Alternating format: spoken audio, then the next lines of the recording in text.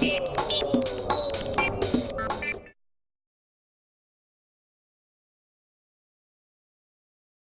I'm speaking, my brain's sending neurological activity to control my vocal cords. And it's that activity that we pick up and we're able to process it and translate it into speech.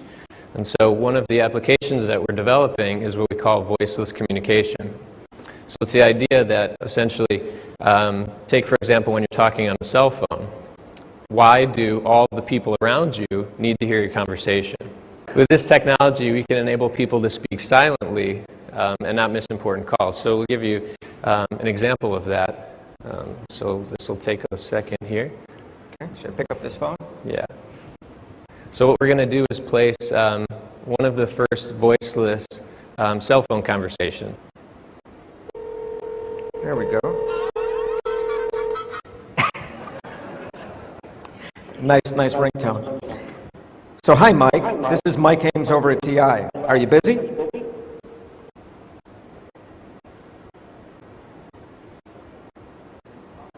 I'm kind of in the middle of something. Oh, I just had a quick question for you. So I can talk both verbally and also silently to answer his question. Are you available to meet with members of the press afterwards?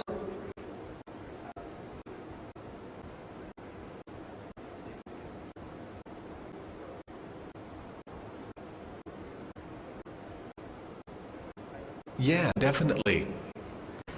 Great. Thanks. Talk to you later.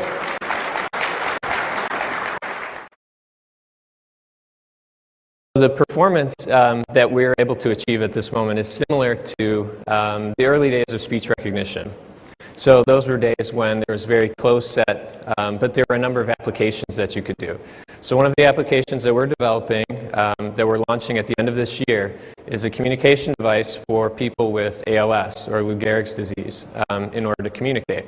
So now, although the communication and speech that we can offer is limited, it still adds a huge amount of value.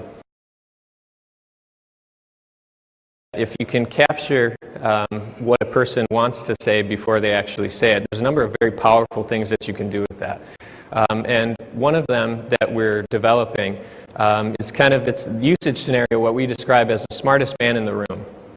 So essentially with the audio device, what we do is we'd capture the activity that a person wants to say and translate that into speech and use that speech to query search engines. So imagine you're walking down the street and you want to know where the local bus station is. And so you just essentially think it, or a little bit more than that, and the device captures your activity and translates that up to the internet, gets the answer and speaks it back down to you. So what that means for people is that we can augment human intelligence by using all of the collected knowledge that's held on the internet.